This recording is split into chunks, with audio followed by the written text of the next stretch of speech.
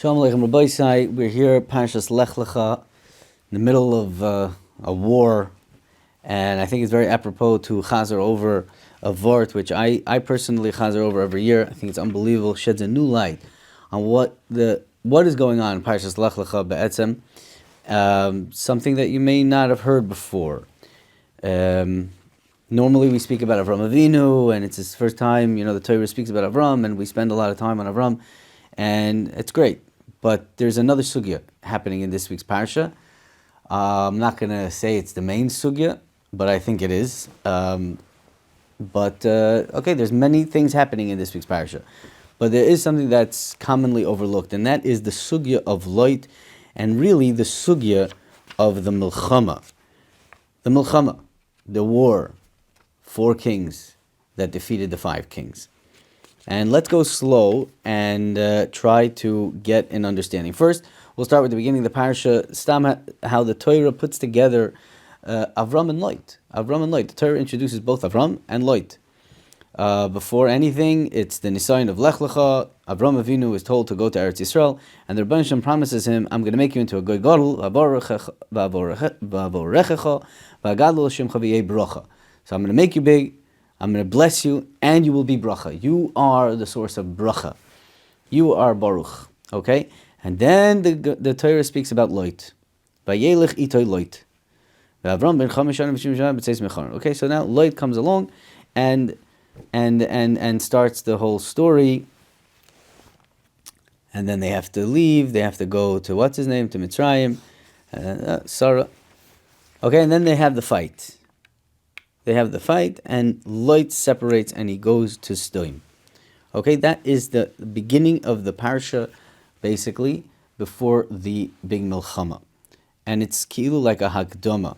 So a few things I want to discuss. Number one, not parallel, but the conflict, if you want to call it that, the difference between Avram and Lot. So the Torah calls Avram Baruch. Heyei bracha.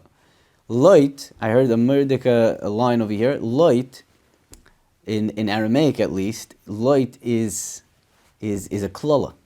That's what lamed vav tes, lamed yud tes, layit is the language of a klala. So you have Lot and Avram, mamish complete opposites. Lot and Avram, complete opposites, but they have a relationship, right? He's a nephew. Another, before I heard that pshat, I had my own pshat.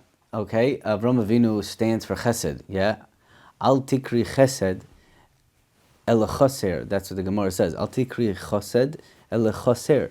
Yeah, the Gemara Ksubis, the 6th parak in the beginning over there somewhere by the story of Nakdim ben Gurion. So chesed means chaser. You're always lacking. Why are you lacking? Because you're giving it away. You're giving it away. Melach mamoin chaser. That's what the Gemara says. If you want to preserve money, give it away. Give it away. Yeah, so there's a whole shot over there in the Gemara. But chaser and chased. Chased is, the same thing as chaser, giving it away. Avram Avinu never had anything because he always gave it to other people. He was always doing chesed. Lot is the same letters as toil, grab. Okay? That was the side of the fight over here. He told him, let them graze, happily, it's all theirs, take. Lot takes and Avram gives. Okay, it's the two opposites. Kids are just something to put into perspective over here. Avram Avinu and Lot. But Lot is a Talmud. But comes the point where they have this fight and they separate. And what does Lot see? Lot sees Stoim. Bayars kol kikar ayarden kikula mashkel ifnei shachas Hashem Stoim. Merkigan Hashem ke'eretz Mitzrayim boya chatzoyer. Very, very pretty. Beautiful place. On its own, it's gorgeous. It is an amazing place. That's another difference between Avram Avinu and Lot. Lot chaps beauty. He sees beautiful things. If they are actually beautiful, they are taibahu le'enaim. Something is nice. It's perfect. It's beautiful. It's done right. It's just a gorgeous sight. Avram Avinu, I'm sure, could perceive something gorgeous, but he also he's a bal chesed be'etzem. What's a Bal Chesed? A Bal Chesed is someone who creates value, who creates value, who creates needs, fulfills needs, but creates needs and fulfills those needs. He's the ultimate Bal Chesed. Like the Rabbeinu Shalom is a Bal Chesed.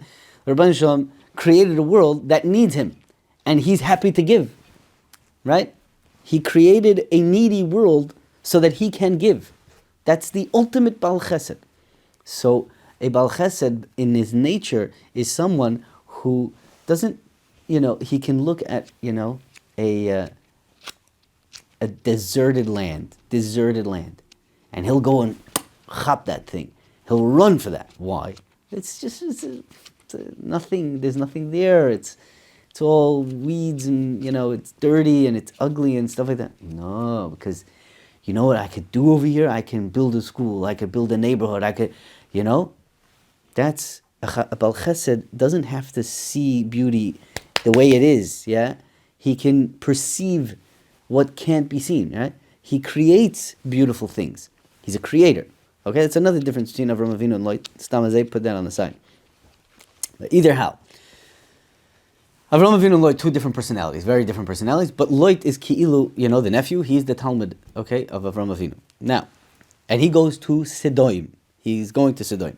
Immediately after that, the Torah tells us about this whole random story how these 4 kings waged war on the 5 kings. And look, pay attention, these 5 kings, okay, we'll get to the 4 kings in a second, but who are these 5 kings? So look, here's the 5 kings. Also Milchama is Bera Melech Sedoim. See, he's the king of Sedoim. Ves Birsha Melech Amoira, Sedoim v'Amoira. Same, these are all neighborhoods in Sedoim. Shin of Melech Adma, Veshem Eber Melech Tzvoim. Umelech Bela Itzoyar. These are all neighborhoods in Sedoim.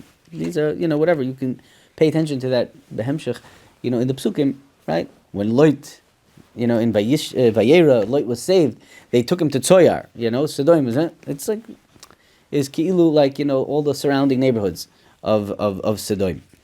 So those were the 5 kings. And now the 4 kings wanted to control and wage war on the 5 kings. Okay? And let me tell you what the Midrashim say, what the Medrash says. Take a look at it yourself. I want to try not to be Meirich too much, so you'll have to look up these Marmakim yourself. The Medrash Rabbah says a few things, a lot of interesting things over here actually. The 4 kings, who are they? Vahi b'me'am Rafel melech Shinar. Shinar, the Medrash says, is Bavel. That's Bavel, the king of Bavel. Aryoich melech Elasar, that is Yavan. Okay, Kedar Lo'emer melech Elam, that is Paras and Madai. V'sidal melech Goyim, Goyim is Lashon everybody altogether, Tzamush, that is Malchus Edom. And we know that these are the 4 big Golusin that were created already by Maisa Bereshis. They were created by Maisa Bereshis, Toyu Vavoyu, Choshech al Pnei Sahoim. Those are the 4 Golusin, connected these 4 Koiches Hara, the Koiches of the darkness, yeah? Right? That's Choshech al Pnei Sahoim, okay? And they want to now wage war on the kings of Sodom. The first one, Bera Melech Sodom. There's Birsha Melech Amora, all the surrounding neighborhoods of Sodom. Okay? Now the Medrash over there in Bereshit says, Ruach Elikim merachefes al pnei hamoyim. Ruach Elikim merachefes al pnei hamoyim. That means Ruach Elikim is merachefes. Merachefes is like swaying, could go, right?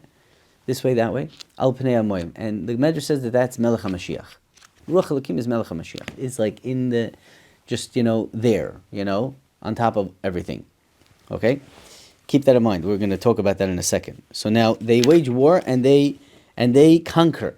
They conquer Sodom. They conquer Sodom. Okay? Now the Medrash tells us that they dash in a pasuk in Tillim that this whole war, right, was not just random. How did it get here to Parshas Lech Lecha? What shaychus? It was in order to capture Lot. That's what this whole story is about. It's in order to capture Lot. Because Lot will bring to Avraham Avinu, and once they have Lot, they can destroy Avraham Avinu completely and eradicate him. And that's what they want. They want there to be, full memshal, full malchus over over the world, right? The Choshech Hapanei Sahoim, the Golusin, they want us to stay in Golus forever. So they want light, right? So now, I'll tell you what I heard from my Rebbe, B'Shem Rabbi Hagodol Zechronu Levracha Rav Moshe Shapiro Zatzal. How is all these four kings, right? You look through history, right? Melech Bavel, Achashverosh, and Alexander the Great, all Yavan and Parasumadai and Edom, right? Each one of these kings, it's something that's Mavel al Arain. They were Moilech Bekipa. That means they controlled the entire world, all of humanity, all of its essence, everything was under their control. It's a Plia Atsuma that one king can control the entire world. It's not normal. And that is the history of the world. Go back, look, Bavel controlled the world. Mehechet Hesi, such a koyach. How could a guy control, how could one malchus control an entire world? Moilech Bekipa. Chazal say it about all of the kings. If it was Nebuchadnezzar, if it was Achashverosh, if it was Alexander the Great, they were Moilech Bekipa mamish. Moilech Bekipa. Where does that come from? And Rav Moshe Shapiro Zatzal said their trick is that they immediately captured Klal Yisrael. When they have Klal Yisrael under their rule, Memela they're Moilech Bekipa, because Klal Yisrael is the Am Hashem, is representing Melech HaOlam, and when they are subservient to a king, to another king, besides HaKadosh Baruch Hu, Hashem has to keep them alive, so Memela, everything is Birshusam. Everything is Birshusam. So when somebody is Moilech over Klal Yisrael, so Memela, he has a tfis on the whole world. That is the secret of the Malachim.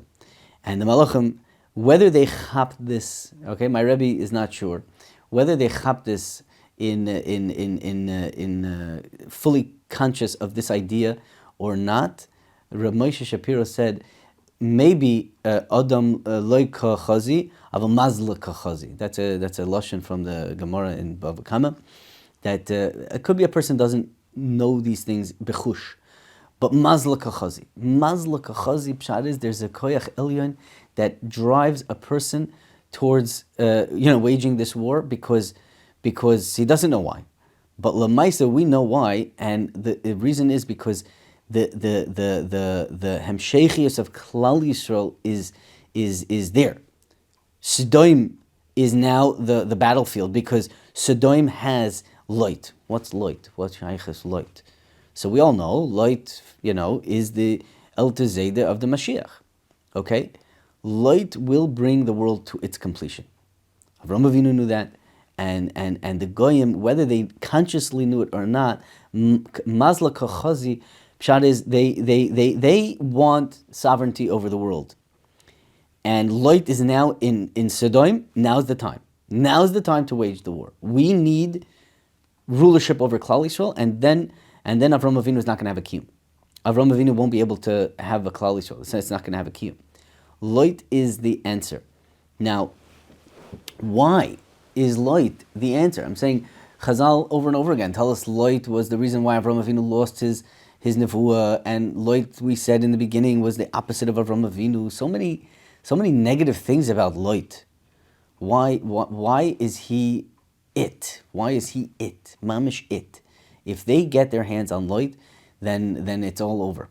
And Avraham Avinu chapped that. He waged war against 4 kings with 318 people. Like, it's not normal. Or according to Chazal, it was Eliezer, Begematria, 318. It's a Peliadic war that he won, right? It's like, the 6 Day War, the Yom Kippur War, this war, Be'ez Hashem. It's a joke compared to the unbelievable nace that happened to Avraham Avinu in order to regain control over light. Why is light so important? So we know that light is going to bring forth the Mashiach through the most unexpected way, like through Isurim Gedolim Ad Moed.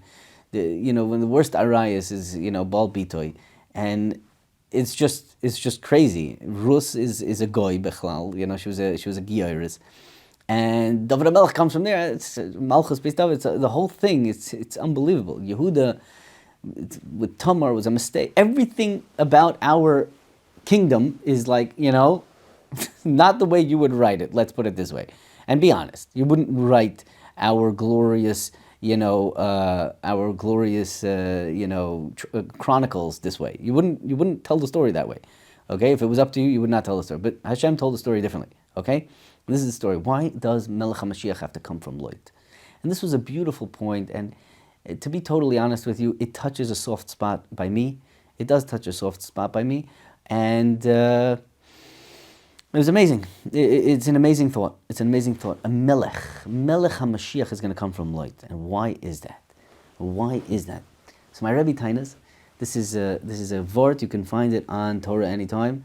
For those of you that listen to me, you can hear it from me. If you want to listen to it from the Makor, it's from Rabbi Pesach Siegel, Shlita, a Rebbe, one of my first Rebbeim in TJ, Hafel of a fella. He said this shir over back in 2021, and he starts over the shir, we're in World War, mamish, and he starts talking about the four kings.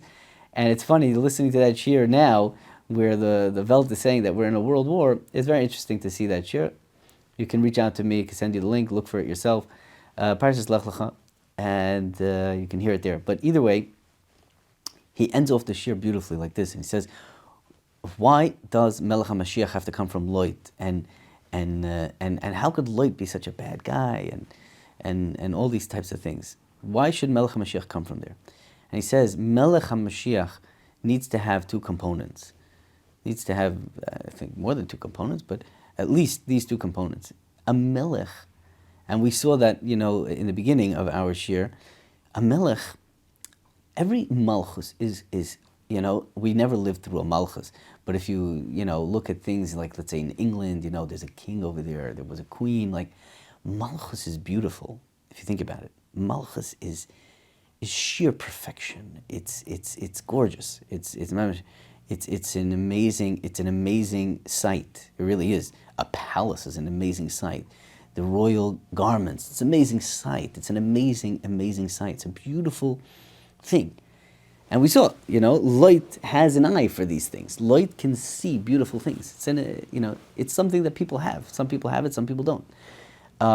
So Lot sees that, and everything about a kingdom is just big and perfect and beautiful and amazing.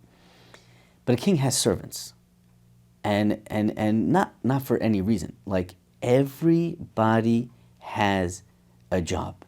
Everybody has a job. And it's crucial. That's how the kingdom works. Everybody has a job, and the kingdom works. And nobody is unimportant, and nobody can go lost. No one can go lost. A king makes sure that everyone has a purpose, and chas v'shalom, nobody can go lost. And how do you bring somebody back? You educate him, and you tell him, no, you have a purpose. You have a purpose. And you know what? You're not lost. You're not lost. And, if you're a kiruv rabbi, or if you, ever dealt with this sugya, or if you're in a yeshiva for mischazkim and stuff like that, it works. It works to hold a kid's hand and tell him, Habibi, you're not lost. There's still hope. There's still hope. But there's nothing like hearing it. There's nothing like hearing it from somebody who was lost himself. Somebody who was lost himself, and he makes eye contact with a young bacher or with a young girl, and he holds it, and you hold him tight, and you tell him, you're not lost. There's room for you in Klal Yisrael. There's something that you need to do, and it's not too late.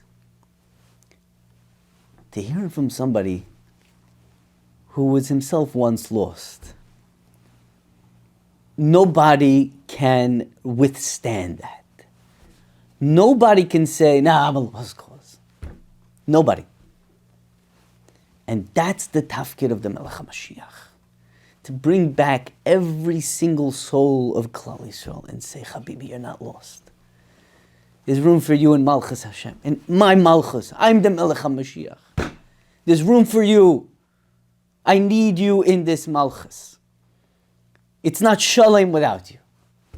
Nobody could withstand that. And we should be Zoiche to be Makabel B'nai Mashiach. And each and every one of us will be part of that tremendous Malchus. Be'ezer Hashem. Kar b'yameinu amen.